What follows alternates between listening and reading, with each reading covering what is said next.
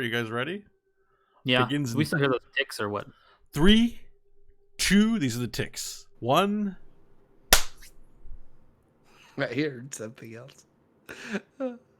Hello and welcome to the Good, Bad, or Bullshit podcast. It is here where we discuss random topics. We have an unrehearsed conversation about that topic and then provide you, good listener, with a quality review on the topic. My name is Mike Hodgins. I'm one of your three hosts on this show, along with the one and only Bo Schwartz. Hello, Bo. Hi, Mike. Thank you for the warm welcome back to the show. Ah, yes. It feels like it's been a while. And of course, the other one and only Crofton Steers. Hello. Hey, what's up, listeners, and Mike and Bo? How are you all? Still living. Well, yeah, right. In this era of the pandemic, we're all like, hey, COVID-19 free so far, socially isolated. So this is the part of the shows now where I make jokes about Bo's release schedule of these episodes, and I just will point out that like who knows what sort of world this episode will meet, but right now where we're at, we're all in self isolation. Right? When it's released, people will be like, COVID-19, bah! Now that we're in like super flu 2023, that feels like nothing. Super flu. It's coming. I listened to this Sam Harris podcast, of course, with some dude who's like an infectious disease expert, and he was very dismissive of the whole COVID thing. And he's like, well, like, look, the death rate's like 1%, probably less than. And he's like, one day you're going to get something that comes along with high transmissibility, has a long enough incubation period, and a 60% death rate that's going to decimate the world. He's like, this is a minor dress rehearsal for that. So I was like, okay, food for thought. But on the other hand, like everybody's saying, like the last time there was some shit like this, it was like the Spanish flu at the beginning of the 1900s. So if we go 100 years before our next pandemic, well, that'd be pretty good. We'll probably have destroyed the planet environmentally by then, yeah. Anyways. Well, we there's no reason to just limit ourselves to one way to destroy humanity, Crofton. We're human beings. We can take it on multiple fronts. Let's destroy the environment, economic meltdown, and ourselves through diseases. Well, the thing is, it might accelerate because like these diseases many of them are zoonotic. Like it's we get them when we encounter species, and human beings are. You always know I go on about this. Like overpopulation is the root of all our problems. Basically, are just like intruding more and more into everything. And it's like we're deforesting more. We're coming more into contact with all the remaining stuff we're destroying, and that we're more likely to get more zoonotic viruses in a shorter time frame. Talking to sort of my wife about this, and she was like, there was somebody on Facebook that had just sort of asked all their friends, was like, what do you think the world's going to be like after this? Like, what is going to be a permanent change? And Jessie was sort of like answering, because she worked on files related to zoonotic diseases, and was saying like, well, people will take these more seriously. Warning bells have been sounding for quite a while, and nobody was paying attention, and now they will. And I was like, oh yeah, that's a positive way to look at things. But I was everyone said that during SARS too. I was sort of thinking about people are like, well, now there's no smog in LA, and you can see the stars and all sorts of stuff about like the parasite that is humanity is regressed or something, and that we're all going to come out of this thing, and we're going to see the error of our ways, and we're going to start polluting less. And I started laughing to myself, because I was just like, what's going to happen is that you're going to get these assholes who are like, man, I missed half a motorcycle season. I've got to go double hard, and now I've got the right to burn. I saw a Corvette out in the road today, just like burned past us on Bank Street, which is not a racing road. It's like, well, people are just gonna. There's a subset of the population that'll be like, "Oh, we saved some carbon. That means I can burn it twice as hard." And that's what's gonna happen. Like, people are like, "Oh, maybe folks are going to see now that you can work from home and you can do all this. I'll tell you what's going to happen if it's anytime soon that we revert back to normal. People are so desperate to go back to the way things were, and it's a conservative mentality overall. Nobody's looking at like how they are living right now and are like, this is sweet. They're all lamenting the stuff they don't have. So soon as the world goes back to the way that it was, everybody's going to be chasing what they used to have, and they're not going to be thinking about, hey, when we were quarantined, it was really cool how we were able to work from home better. They're just everything's going to revert back to the way that it was. I think it's really impressive the number of people that I've either seen talk about, like, they haven't driven all week, and they normally drive like almost every day.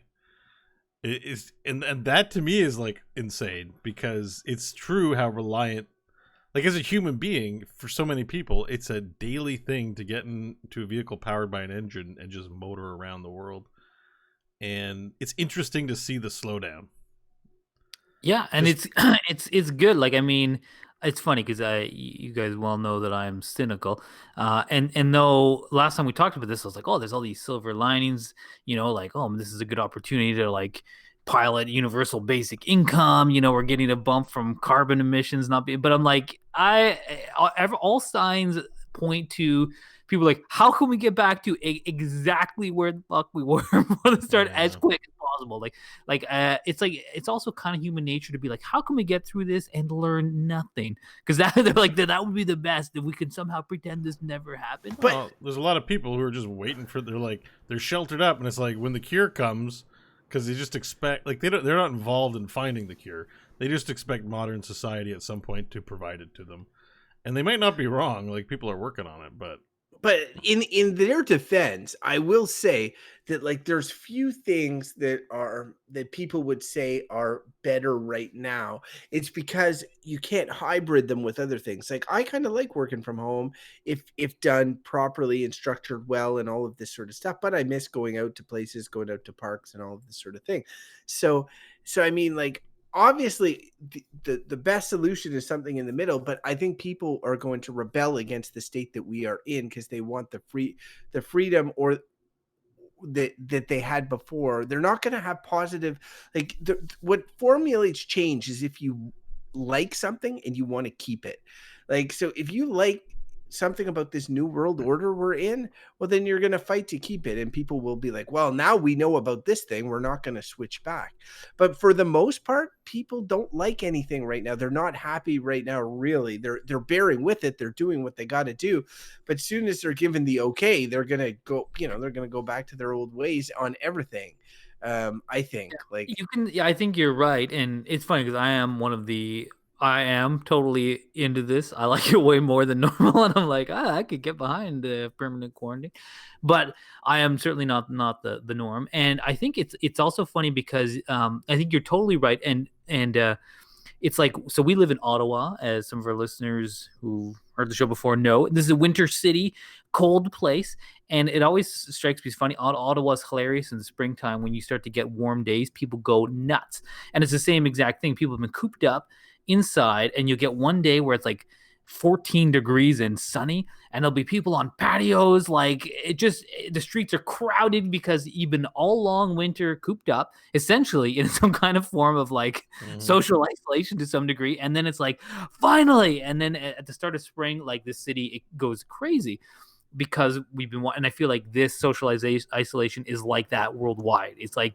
everyone's in winter, it's in hibernation mode, and when that is over, like spring in Ottawa, people are going to be like, get me the hell out of here, I gotta get out on the streets. Yeah. So yeah, it always made me laugh because the Ottawa has Ottawa race weekend, which is like this giant marathon and stuff that takes place, and there's so many participants, and it's like in May, and like I think fairly early May for the most part, and always when it happens, I'm like, we're doing this already? Like, what the hell? Like, can we not do this in the summer? But like, everybody is stoked to do it because it's like you say, they're all like, oh wow, we're outside. And there's like festivals all summer long. Like, we gotta pack it in. The winter is long and brutal.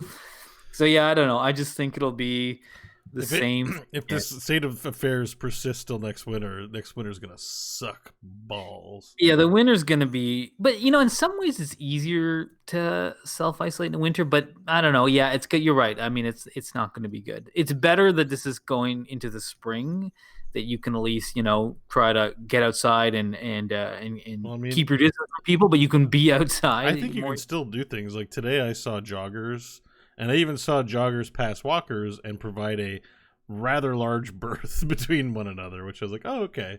You can still take, chance, and your chances are very, very, very low probably if you're going for a jog or a drive and not interacting with anything. Same with, I saw two people out in a boat. And I'm like, yeah, I guess that's fine. I mean, what are you going to pick up out in a boat? Yeah, boat's fine. I mean, I've been out for a canoe ride, and I'm like, yeah, whatever. No one's gonna bug me. So out there's here. stuff to do. It's just the WalMarts and the Yeah, public and places, and you got to keep that part to a minimum. But like anything outdoors, you're No, it's not probably that. fine.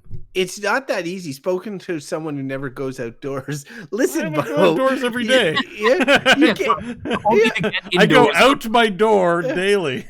yeah, you can't go into parks. You can't go into like the provincial or national parks. Oh, That's true. Any hiking or whatever that you would want to do, unless like some sort of spot and like really you're supposed to like go outside. Yeah, you could do some exercise, but it's like walking on the street. That's what it essentially is. But I mean, it's like city parks. If you go outside the city, they're not policing the bush. But like, yeah, in here, I used to go out into the country in Quebec, but you can't go there anymore. No, they closed the bridge, right? Yeah, they did. Incidentally, I have found a sweet activity. That for me, what I've been doing, I found this there's this conservation area near my house. Conservation area, just like an area of woods that's not really accessible very well, and there's no residential areas around it. So I'm building a mountain bike trail through it, and I'm like, this is sweet because no one goes in it, and it's like probably 100 acres of like this woods, and I'm just carving this trail through it, and it's only me and this other homeless dude who lives in the woods there somewhere that we've been playing like hide and go seek with each other because I keep seeing his bag in different places. And I'm like, this guy's probably like, who's getting in here on my homeless woods hangout place? Are you making a trail? Like, are you actually making a mountain bike trail illegally? Of course, you can't. If you ask permission for the city, the answer is no. It doesn't matter what it is. So I just don't ask permission. I'm just making it. by riding your bike, right? Like you just. Oh no, I'm cutting down trees and stuff. Like I'm building a bridge. You sure you want to talk about this on the podcast? Or whatever. Like, you think someone from the city of Ottawa is listening to this? I would laugh if you and the homeless guy got into a feud and you both end up calling bylaw officers on each other. Where you're like, hey, there's a guy living in the woods here. He's causing all sorts of shit. There's a guy chopping down trees. That's like, my home. And this, and that's what I feel like I always have this fantasy that when we finally meet, because he's clearly seen my trail because he's using it, and I find his stuff, cigarette butts in his homeless bag, around. One day we're gonna meet, and it's gonna be like, hey, why are you building this trail? And be like, hey, you shouldn't be living here. And then very soon I want to be like, look, let's be friends. We're both doing what we shouldn't do. Let's just keep a wide berth from each other, and I'll let you live under that log, and I'll keep hacking down trees and making my sweet trail. But the thing is, you're bringing civilization in. This is like Avatar. Well, he's like what's the race of people called in Avatar? He's like the Nabooie. The Navi. He's like the Navi, and you're like this trail's sweet, civilization's great, and you're bringing in all kinds of commerce into his bike. I don't necessarily want too many people using my trail, so like I've used his entryway, which is kind of like haggard and overgrown with bush, and I kind of like you have to get your bike through there, but then once you get in there, then the trail opens up, so it's like it's not going to be well marked. It's like my private little enterprise. I love this new adventure you're. Yeah, I told a couple of my mountain bike friend neighbors, and one of them went to check it out with his son. He's like, "Oh, it's pretty good." He's like, "You got a name for it?" And I was thinking of calling it Pandemic because don't call it that. Call it the Hodgins Trail. Call it the Hodgins Trail. No. Well, yeah, like I want to. Michael's Trail. My name. The Michael Hodgins Trail, and then make the subcolon your address. Yeah, that's true. Or phone number. Well, no, but I mean, once the trail's there, they're also not going to untrail your trail, right? No, they will. In the Gatineau Park, they will go to great lengths to untrail trails, but The way I figure it, anyways, whatever. I'm doing a public service. People can enjoy this trail for generations. Mostly homeless people to get to their illegal campsites, but whatever.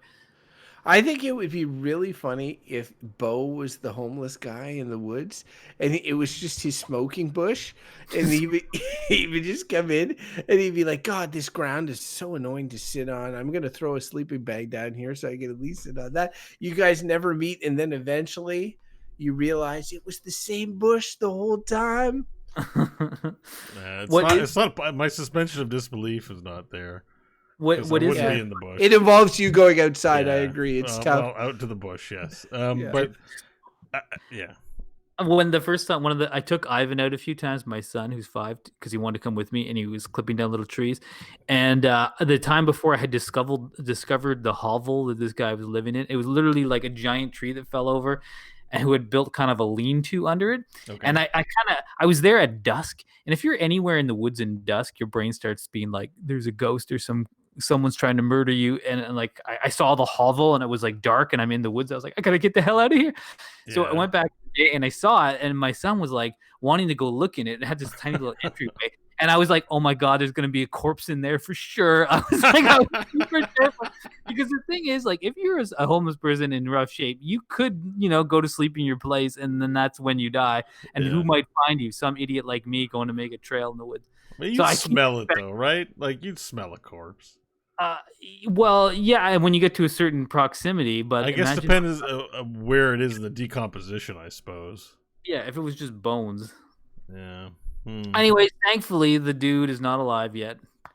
Or he's still alive, I mean. By the way, before we move on to a topic, I just want to say happy 420 to you guys.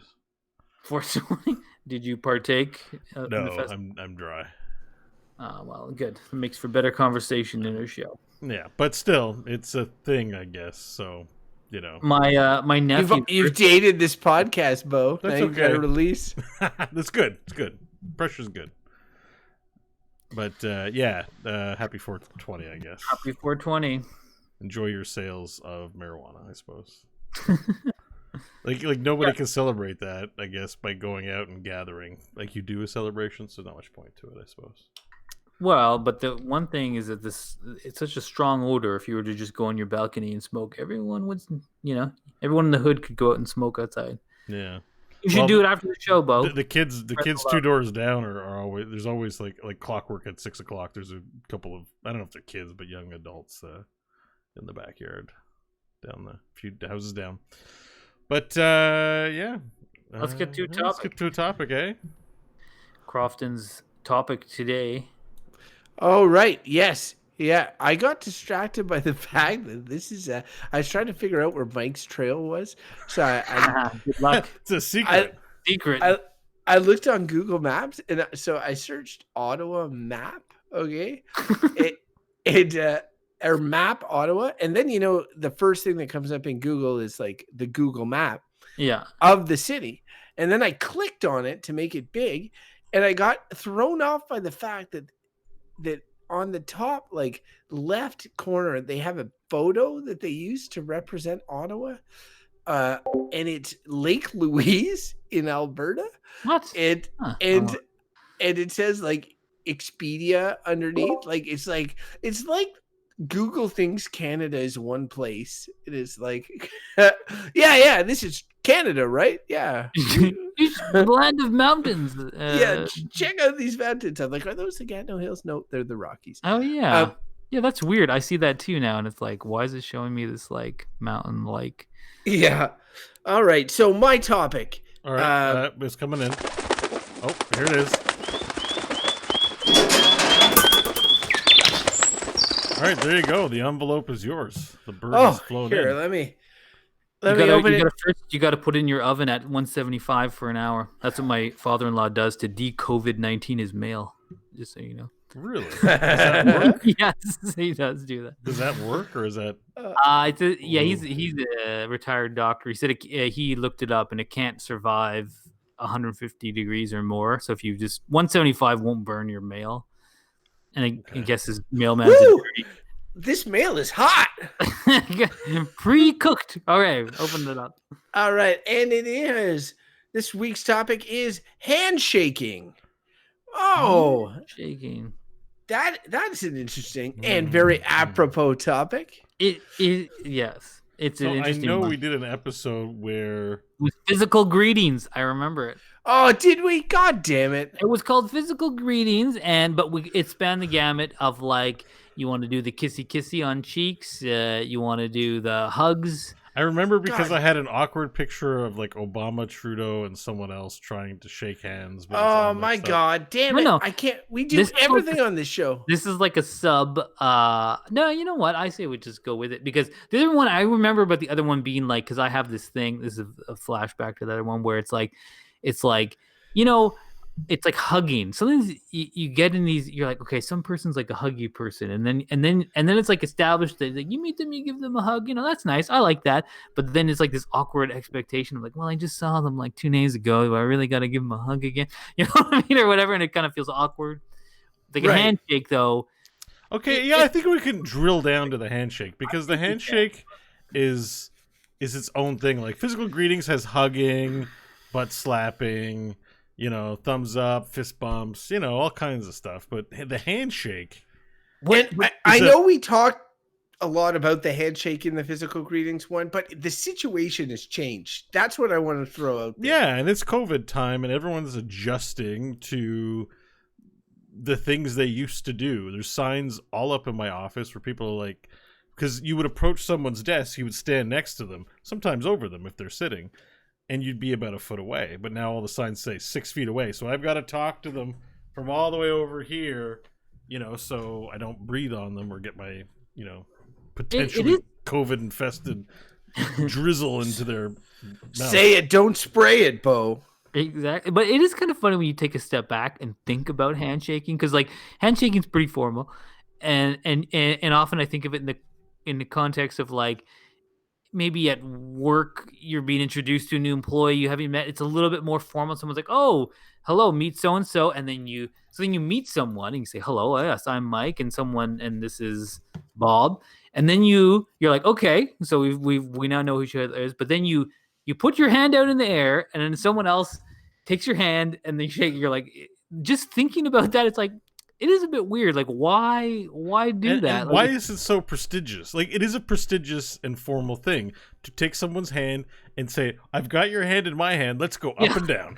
Yeah, it's like why not left and right? Why does up and down? Like, why isn't it left and right? That's a handshake. It's and left. what it's kind of funny because it's like if you just change the way it's done, like if you have two people stand beside each other and hold hands, that is like looks more like intimate. It's a child and parent, or it's like people in a relationship. But it's not a whole lot different than handshaking. It's just like the fingers are not interlocked, or it is done in front of you rather than side to side. But ultimately, it's sort of the same thing. It's like, oh, I will hold your hand now for a short period of time. I sort of like, because my wife and I were talking about this the other night, and she was saying about like, because we were talking about, will handshaking ever come back? Like now, like there's a lot that's going to change. There's a lot that's going to stay the same. We already talked about that, but like handshaking is one of those things that I could see going away like permanently. And I remember like it's so ingrained in the way that I think about things and I think about the world, that there were movies like, I'm not sure if you guys remember As Good as It Gets with Jack Nicholson. It was like around 2000. Yeah, he was a germaphobe. Yeah, I remember. He's a germaphobe in that movie, and it's played for laughs, and it's played like he's odd, right? Like, and Howie Mandel, big thing, would not, does not shake hands or whatever, or hasn't for a long time, is very uncomfortable with that. And I remember thinking, that struck me as odd. Like he's the odd one, because he doesn't do this. He doesn't do this thing. He's living in fear of germs to a certain extent.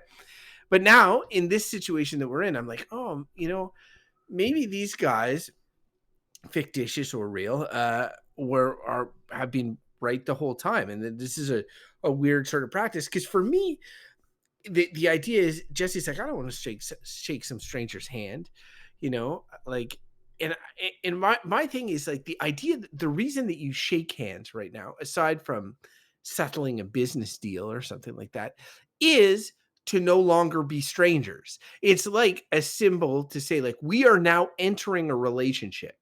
and that relationship may be coworkers, acquaintances, whatever, But friends. it's definitely not a shaking the balls relationship. Like you're shaking hands. The relationship is not is at a certain distance. Right. You're not like It's a lovers or formal. anything. It's a You're- formal relationship. But you go from the handshake is to be like, these are two people that do not know each other, and now we are saying that We are do- acquainted now. like, if and you guys say it's a formal relationship, I don't necessarily agree with that. Like, I mean, if say up until recently, if Bo introduced me to somebody, I would shake their hand, right? Like, like my friends and stuff, like Breck introduced me to someone the other day. It's like, oh, hey, I'm Crofton, nice to meet you, and we shake our hands. We're not working That's together. true. 'Cause Whatever. I was about to say there's another policy for handshaking, and that's when it's like Christmas or a family holiday where hugging's involved, but Yeah. it's two dudes, and maybe one of the dudes is like has a no homo policy. You know what I mean? And won't hug people, won't hug guys, will hug women, but won't hug guys, and so we'll give a manly handshake to other men. And I don't mean that in some way. I've hugged people on the show, men on the show, but there've been those interactions where it's like, is it hug? And it's like, no, it's handshake. We're men. It's a handshake. And I usually try to, yeah. That that's the thing too. That's if you are, what is it, scared of, if you're homophobic basically, or if you're just scared of homosexual feelings of affection, and they make you psychologically uncomfortable, you will shake hands with your close male family members and not hug them unless they're really close, like your father. But your uncle, handshakes. You'd shake. Yeah, my My uncle. dad and I'll hug when we're really broing down. It's a hug. When we've got heart to heart, it's a family. It's a hug. But yes, if we were out in public at a restaurant and it was like, oh, Dad, it'd be maybe a handshake. I could. We don't want anyone to mistake us for homosexual lovers and not a father and son. But some old cats still are worried about this shit, and it's a real thing. So. Yeah. Yeah, like it's funny. I recently went to have coffee with my cousin, who is a nice fellow, and we hadn't seen each other in a while. And his dad, my uncle, I think of as like the most handshake guy I know. He was like, since I was a little kid, it was like a handshake. He was just not like, he's a nice guy and all that, but just very like old school man. And then so my cousin, he's a little bit more that way, but he's friendly. But like I make him feel uncomfortable because I go up and he's always give me a handshake, and I like grab him and give him a hug. Makes him sort of uncomfortable. I'm like, come on, I haven't seen you in a year. Like a hug. He's like, yeah. Just be careful. If you hug too many men, you might become gay. You got to be careful, Michael. That's all right. I'm fine with that if that's the way it goes. They're not though. No, we're fine. They're not. But one thing I'll say about that, yes, like I mean, it's not quite formal when you have a handshake, but I do mean it's like breaking the ice. It's like I've never met this person before. You're not going to give them a hug. You don't know them. You're not chummy with them. You just met them. You want to be friendly. Let's do a handshake, blah, blah. And one thing I do find, not that you won't ever read too much into the handshake, because of course there's a whole like psychology about what a handshake tells you. But like, I mean, you guys have had this. I'm sure we talked about this on the last physical greeting ones, but there's so many people, and it's more often women than men who give you this like limp, like fingers only kind of handshake where you're like, what the hell is this? And that's not a handshake. But like when you get that and someone like they like put their fingers in your hand so that you can shake them, and you're just like, what on what planet did you ever handshake? No, when you put fingers in a hand that way, that's not for handshaking. That's meant you take the fingers, you bring the back of the hand up to your face, and you kiss the hand. It's just, I know, but it's people and I feel like it's people who don't want a handshake, but you've put them in the awkward position of like shoved your hand out, and they are maybe responding to the social implication of not shaking your hand, so they just kind of like, But I feel like those people is like what I feel like they may as well be holding like a dead wet fish and just have me hold it. That's how it just feels so like bony. And then of course the spectrum goes all the way to your traditional male uncle who tries to crush all bones in your hand. Yeah, the homicidal maniacs that want to watch the world burn. He's like, I get my the crook of my thumb and hand as deep into yours as possible, and then try to strangle They're trying to make you feel the heterosexuality of the handshake by hurting you. Want to know what a powerful man feels like? This is what a powerful. If you were as powerful as me, you'd be able to hurt me back, but you suck. That reminds me actually of and this is it's gonna sound sad, but it's not sad. But my dad had Alzheimer's at the end, as you longtime listeners of the show will know. You almost said you people. As you people know. We know. We know and remember. Yeah. But one of the things is he's very goofy kind of at the end, and he had about 3 or 4 jokes. And he would do them ad nauseum or whatever. And one of them was the shake your hand and make you cry sort of one. But the difference was that like your strong uncle might do that to fuck with you, but my dad literally was very strong, but also would just take it way too far, because he had Alzheimer's. He's just literally crushing my hand, and I'm like, oh my god, and I'm like, I'm trying to get my hand free and stuff, and I'm like, oh geez, Dad, let go, come on, sweet Lord. And so he would just try to squeeze it as hard as he could. Literally, I thought he was breaking my hand one time. I could hear cracking and stuff, right. And I'm like, and I'm just like, God, he's laughing while doing this. He's laughing while doing it. Okay, it's one way for a parent to show off how strong they are without actually physically beating you or anything. You know what I mean? Right. I could crush you. But the thing I was going to say too about shaking hands is that shaking hands is okay, so there's the introduction, there's the business deal, closing of a deal, shaking hands, and then there's the and this is something I think is kind of old school. This is oh, I just want to shake your hand.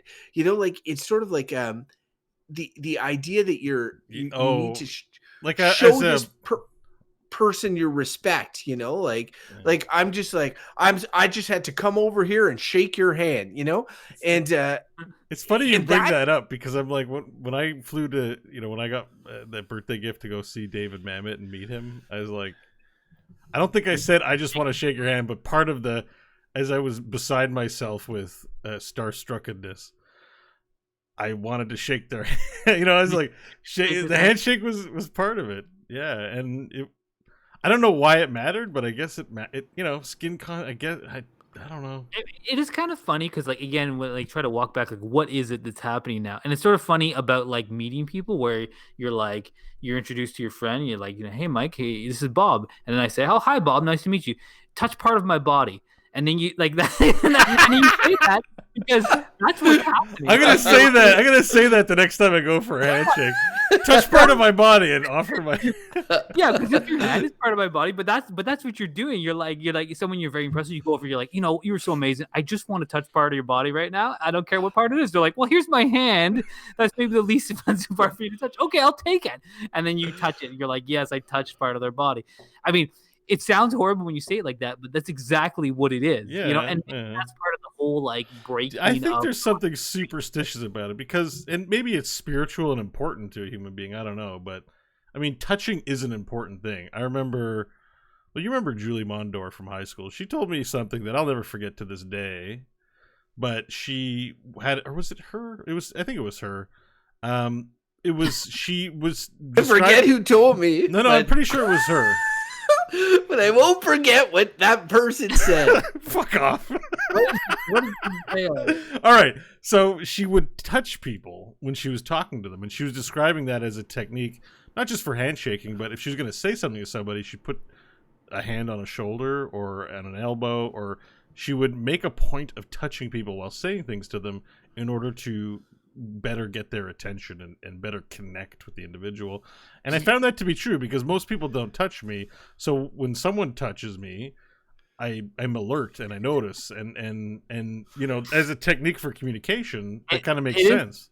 It is funny because I'm like, I've definitely worked with some people who will do that, and they'll touch they'll like your kneecap just lightly or something like that. But usually the attention they're getting from me is my eyes opening wide and my head saying, "What the fuck?" Kneecap's a little. Right Kneecap's like, a little much. no, but honestly, that's usually what I'm. That person wants to have sex with you. Whoever touched you with a no, kneecap. it's like older people or what. There's some people like that. They have sexual feelings too, Michael. No, it's not even sexual. It's just that's how some people are. They're like, I'm talking to you. I'll touch your hand. You know, some people will do that with almost every sentence. They'll be like, oh, and then they'll reach over and they'll put their hand and just kind of like a finger on your forearm. And then usually I'm just like, what is happening right now? Like I understand. It's a technique to be paid attention to. Like, it works, but usually to be like my creep signal is on, or well, it depends who it is. You know, I can't go around touching people, or else that's a problem in a professional environment. Do that anymore and if you took that to heart, Bo's like in the workplaces and he's like, I need to make a point when I'm speaking to my female coworkers to touch them, probably on their shoulder or maybe the small of their back. It's like, I don't touch anybody.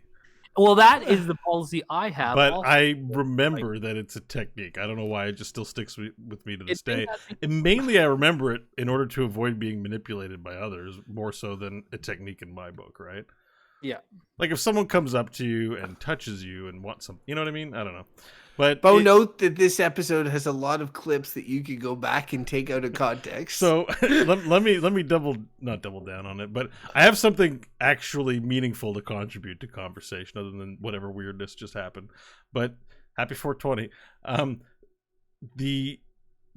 We don't like looking things up, but I had to check one thing. I needed to check this because it was very important to the conversation. So I did check it. I wanted to know, how long have we been shaking hands? And I didn't do a ton of research. I just know it's in Greek times, there's depictions of, Athena and Hera shaking hands and stuff like that. So it goes back a long time. So this is a tradition from a time when we died a lot from disease and shit. And maybe we should stop shaking hands like we did 2,000 years ago when we didn't know as much as we do about the transmission of things. But it's probably this is the funny thing. Like when this COVID thing came out, there were people, I think, who is it? Boris Johnson, I think, came out and was like, we all need to get it to develop herd immunity. And, those people were widely panned for you shouldn't do that. And we need to try to avoid this kind of thing. But there is a school of thought to that. And I mean, and one of the, of the fact that you have an immune system and it is built over time by being exposed to things. That's how it works. And that's why children, put shit in their mouth constantly. Apparently, it is just programmed into human beings to be like, okay, let's bring in some bacteria, and viruses and all this crap. Like kids are just going through that. And interestingly, with this COVID thing, kids are not that affected by it. And I mean, they're not quite sure why, but it could be that because their bodies are just in the process of building an immune system. They don't have crazy immune responses yet because they're developing an immune system.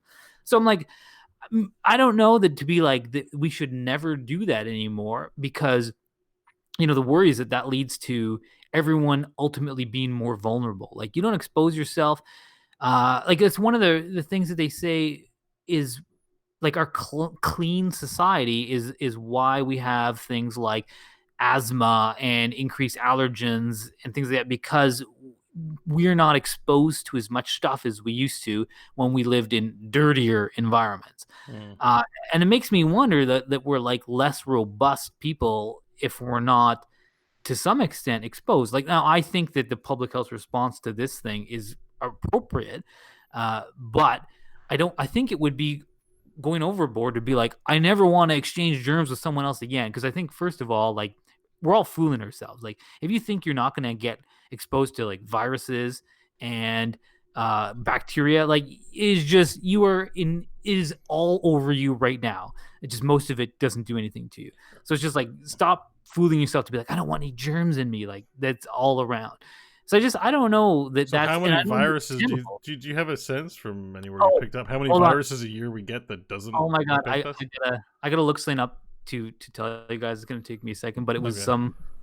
Because it's true that we tend to think about our illnesses by the ones that affect us, and we don't think about all the ones that we, our body successfully fought off and we didn't even know. You know, like.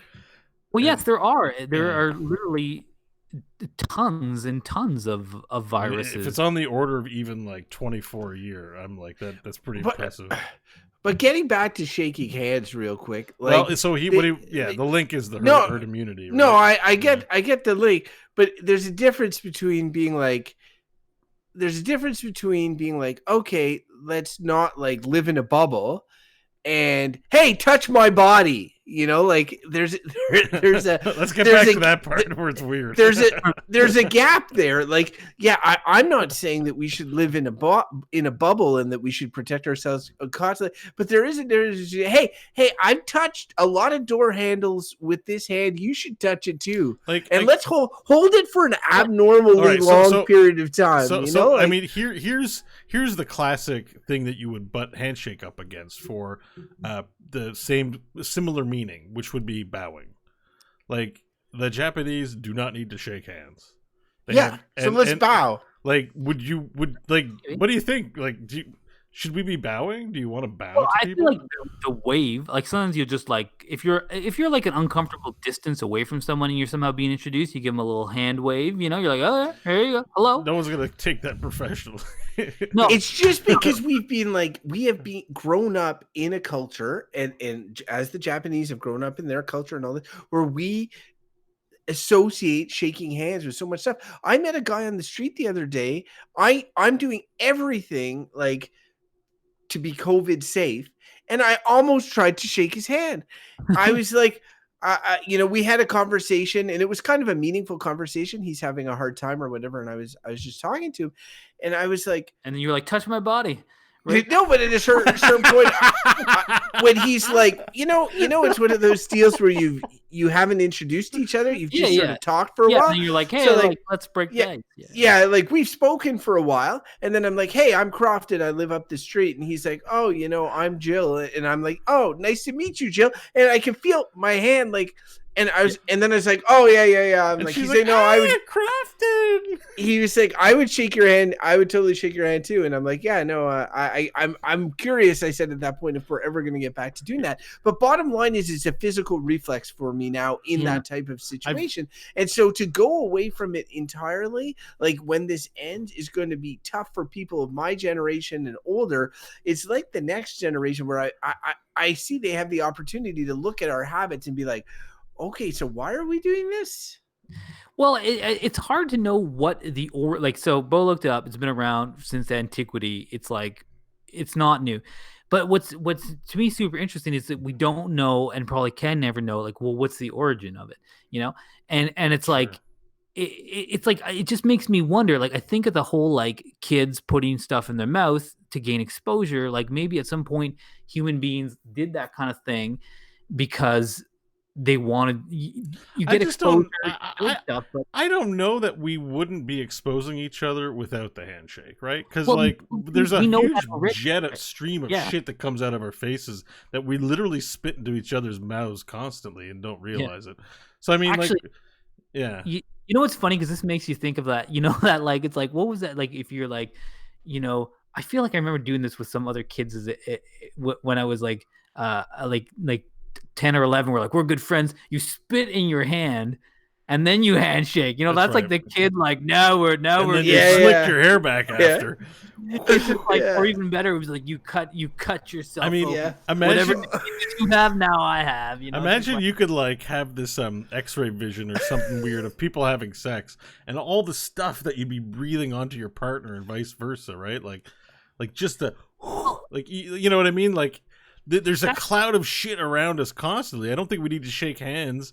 No, you don't. To spread that stuff around. So 6 feet thing. Everyone is now and first, I'm sure you guys have also realized, like, people don't know what 6 feet is. Half the time I'm like, fuck people, you don't know what 6 feet is. Like, and you know what? If bowing really prevented the transmission of diseases, Japan would not have a single case of anything. So I mean, but again, like, it's not that not shaking hands is the be all end all to save you from all this stuff. It's just you are actively putting yourself in a situation that you don't need to. For what gain? Well, but that's what I'm saying is we don't need to shake hands. But even under normal circumstances, because Mike brought up the herd immunity angle, and I'm like, I still think we'd have plenty of exposure without handshaking.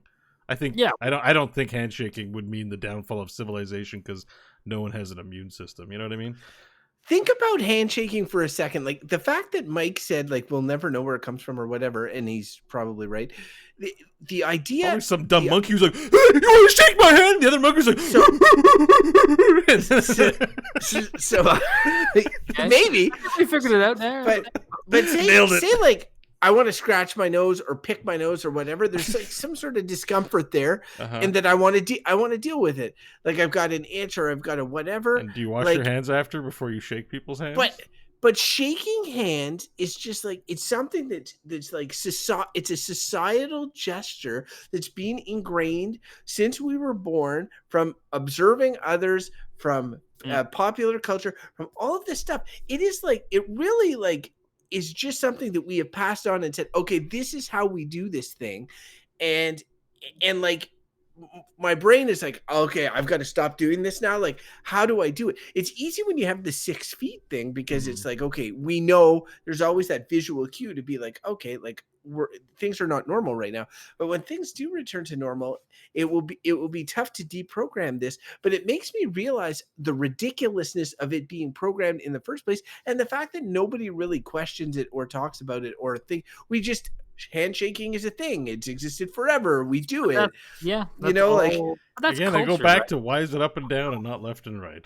There's no reason. Yeah, like, no, but right, exactly. Like all these sort of little mannerisms, nobody spends any time thinking about until we think about like another culture, like, oh, they bow in this culture, they do this in this other culture, and handshaking is, or touching is not appropriate. It doesn't, like, and that's the thing. It doesn't even matter. It's just a cultural thing. Like, I mean, yeah, because you touch on it with, like, you know, we nod for affirmative and we shake our heads for negative. In some cultures, it's the opposite. In some cultures, it's a head wobble. Like, it doesn't. It's like, why is that? It's nothing. Like, it just, that's what it is. So it has relevance. Do you see handshaking as an American thing? No. Yes, I see it as an American thing, but I see it as a Western thing. It probably is. I think it is. I see it as a British thing. Like, I always have the joke that British are very cold, where it's like, you know, on your wedding day, it's like, oh, you may now shake hands with your wife. It's very, like, I think it is very cold culture that way. But you know, just formal. Like, I think of it as a European thing that has spread.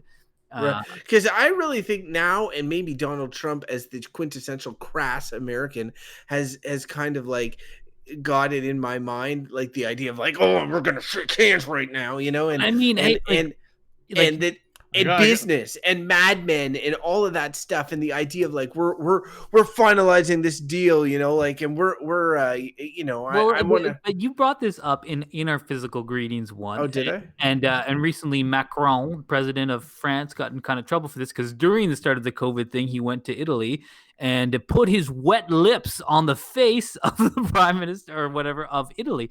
And it's like, and the thing is, so in our culture, we're like, yeah, we shake hands. That's implied. In other countries, you kiss people on their face to say hello, not to be like, it's and not we like, look at that as like an exotic, oh, you know, or provinces. Well, and even in Quebec, and that's the thing. And during this thing, they'd be like, okay, stop kissing people on their faces unless you want, like, I want the COVID-19 on your face and my mouth now. Like, it's just like, I want to bypass my health. Let us skip the middleman into my mouth. Yeah, it's just like, I have a replacement for your line too. Do you want to touch? You want to touch me? What is it? What does your epidermis feel like? Yeah, hey, what's your epidermis feel like? Want to feel mine? Okay, hold on. I want to read you guys this thing just because I saw this the other day, this viruses thing that I was talking about. When I read this thing, I was like, I was reading on my phone and I had a physical reaction of like, what? Because the number was so high about a virus. Okay, it's from National Geographic, so probably a reputable source. I'm just going to read you the first paragraph of this little article. It says, oops. Now, of course, when I went to do it, there's a pop up now, and I can't read the thing. He's like, we see you're using ad blocker. Literally, it popped up, and now I can't read it. Oh man, that's amazing. It was such a build up for nothing. Well, once you get it, then we can. Yeah, I'll come back to it. Yeah, I'll let it build up. Oh my god. I I like how he turned into his dad for a second. He's like, Yeah, "What?" that worked in. Well, no, it was just funny because it was that intense. Okay, so it was. This is it. Oh, an estimated 10 nonillion. That's 10 to the 31st power. Individual viruses exist on our planet. Now, put that in context.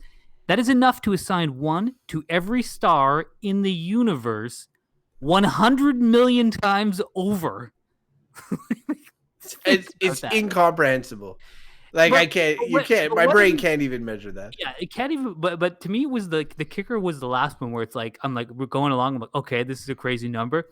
One virus to every star, not in the galaxy, in the universe, and it's like 100 million times. And I was like, fuck, that's how But many like viruses. these on the viruses Earth. are just little balls with spiky things They're hanging out of them, right? microscopic. They're microscopic, and they're literally everywhere.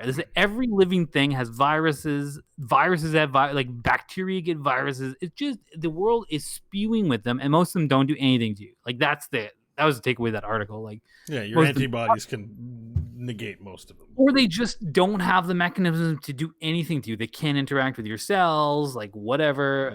They just don't do anything. But it's just like it is the being alive is to be filled with viruses. Like, and you can't escape this stuff. So I'm like, should we give up handshaking? I still think it's like to do that is a false sense of like you were saying, Jesse's like, I don't want to shake someone's hand, or like, when you meet someone to like touch my body, and you're like, I don't want to touch their body. But meanwhile, there's a stream of spit firing into your face. Exactly. Like they're talking Because you're getting that close to shake their hand. No, it's even far. It's like 6 feet away. You can still fire it into someone's mouth. 4 feet is not that close. I mean, close talkers are annoying. Like, have you ever seen those like heat maps or whatever when they do when people sneeze and they show how far the shit flies out of people's face? My brother told me he read something that if you're on a bike path and there's a guy jogging in front of you, because this relates to what Bo said, that there's like a 20-meter long stream behind them. This is someone who's exerting themselves of their particulate effluent flowing behind them. I'm like, oh god, that's horrible. The city of Ottawa actually released an infographic to that effect recently with like COVID-19 exhaust fumes coming out of your face. Like, for sure. Don't give. So when you're jogging, you should give somebody like a 30-meter berth in front of you, basically. Like, I take a wide berth. I go on. I've been biking. I just finished saying like, oh, I see people out jogging. It's harmless. But if there's people jogging in a line a few feet apart from one another, that's a big gravy train of potential COVID shit going down the track. Okay. Oh, so my God. Germs aside here, let's just going back to handshakes. Yeah. Okay. Germs aside, what is the merit of handshaking? Because here's the thing. I've always hated it. We already started by talking about how it's like essentially used by people who are repressed to avoid hugging, in terms of close relationships, right? So we've talked about how it's a barrier to closer intimacy with some of your loved ones. I talked about the business deal closing angle of it, like a handshake agreement that's thrown around a lot. The idea, I shook this person's hand, so it's like you should sign the document, right? Like a handshake agreement is sort of like a romantic business gesture that is so that's another time and another time is when you're introduced to somebody. So for me, it's like the only practical reason to shake someone's hand is the introduction to someone. Like that's the only time you really like. For me, I feel compelled to, and I could see the need to like. So you replace that gesture, or you get away from that standard of needing to shake someone's hand, and you just say, like, as Mike said, a wave or like, "Hey, nice to meet you," or whatever, and you don't need to have it. So, what is the merit of the handshake at this point? Like, why couldn't we do away with it? Like, why should we keep it or say that it's good in this context or whatever? Like, I throw it out to you guys.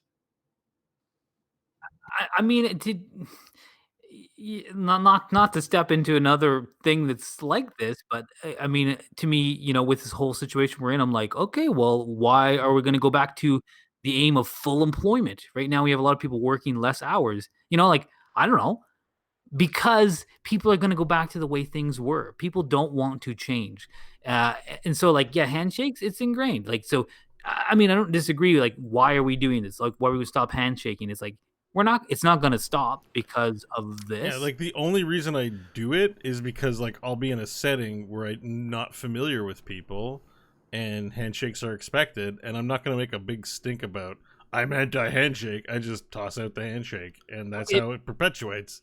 Everyone exactly. does And that. we do. And there's all kinds of things that this relates to that I think will resonate with some other topics we've talked about with you, Croft. And like, for example, you know where I stand on things like dress codes and professionalism and looking professional. Like, I think that's all bullshit, right? Like judge me on how I act and what I do. But you know, you've said, and this is true, society has expectations. There are things that are implied by how you dress, how you present yourself. Like, are you wearing a tie and a suit? And I'm like, those things are bullshit. It's like, whatever. Those things are expected by society. And so is the handshake in this society. Like, is it dumb? Do we need to do it? No. We don't need to wear suits and ties either, but we do. So, and all of a sudden No, you're going but to, with suits and ties, I could see, well, like as I said in that episode, with suits and ties, I could see that it reflects on choices that you've made and efforts that you've put into your appearance.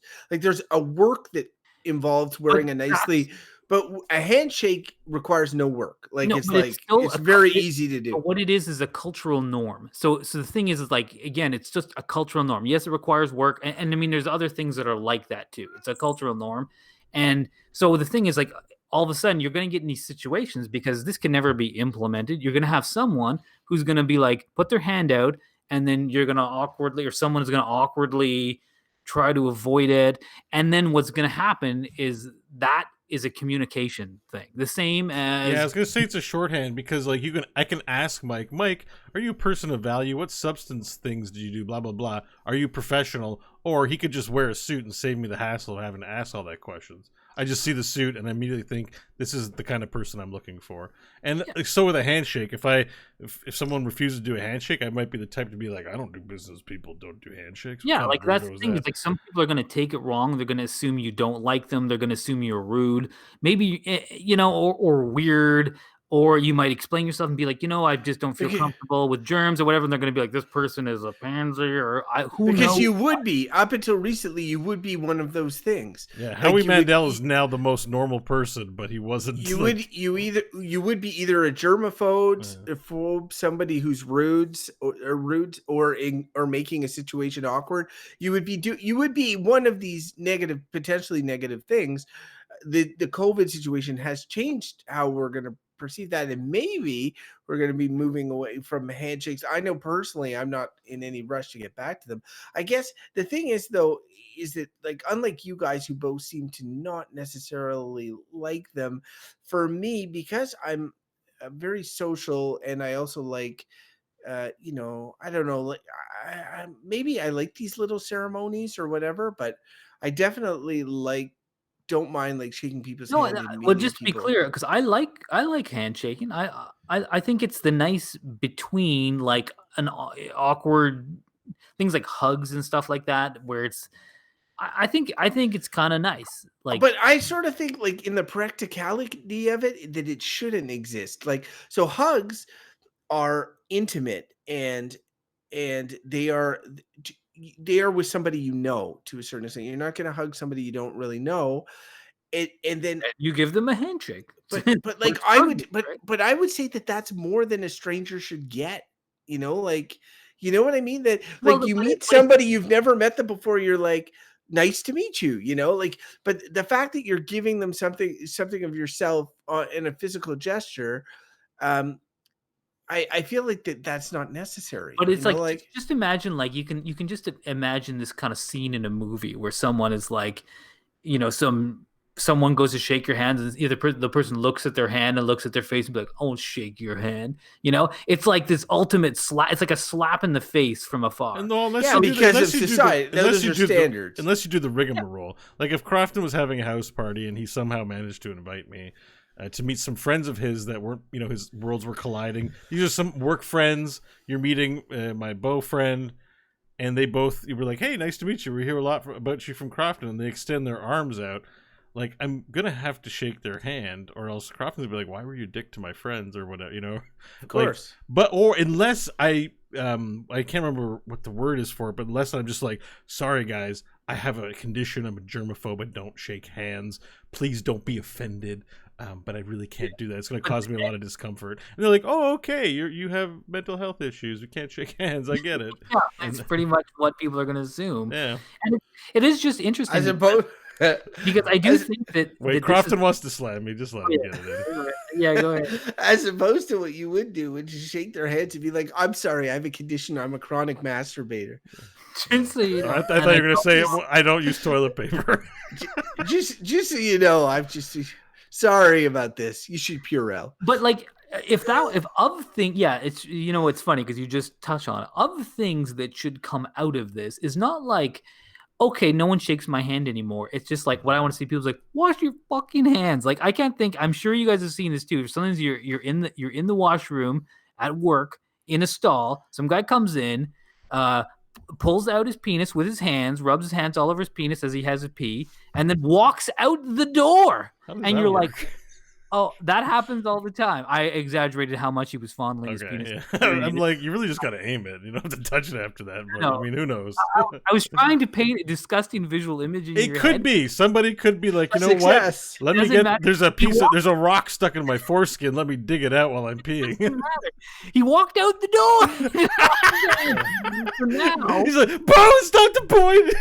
That guy's penis germs are all over the kitchen, all over the doorknobs that everyone else is touching, all over those elevators. Just imagine the elevator button. Crofton, get a mental image right now.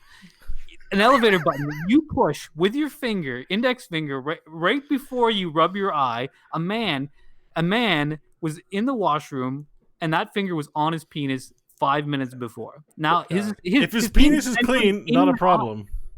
Maybe he pressed the I got button with news his for you, left hand. It wasn't. I mean, if he was sweating, if it was, you know, a couple hours after lunch. Maybe he pressed the button with his left hand, Mike. Not everybody not everyone's like. I mean, maybe he picked his nose and then rubbed it all over his penis and then walked out with that wash. Obviously, this analogy is going off the rails. But what so it's like, yes, if people would if greater hygiene came out of this thing, I feel like that would be sufficient. Not to be like, let's destroy all cultural norms. Let's not handshake anymore. That seems a bit silly. I feel like if everyone washed their hands a bit more, that would do a great deal of good. And if everyone was personally a bit more aware of how often they touch their face and how often they wash their own hands, perfect, done. We don't need to rewrite all these social norms. And it's like handshaking, I kind of like it. It's an easy thing. It's understood. It's simple. And it's like, and to me, it's no different than being like, I'm looking forward to going to a restaurant again when this is over. And I feel like, well, you don't want to shake hands with someone. It's like, well, do you want to sit next to a stranger laughing and yelling 3 feet from your head, having a good time with your friends at the restaurant? Like, all their germs are going right into your mouth, you know? And so it's just like, you can't escape it. So assuming that the handshaking is somehow going to change what you're exposed to with our dense societies that we live in cities, like, that's just, it's not gonna change it at all. So I'll be like, why would we ditch it? Like, I feel like I just don't like anything that says art. Well, are we ready for verdicts? Because I think I'm pretty much there. I don't know if anyone else has. Sure. I'm actually curious what everyone's gonna say on this one. All right, well, let me bring in the animals for verdict time. Animals don't shake hands.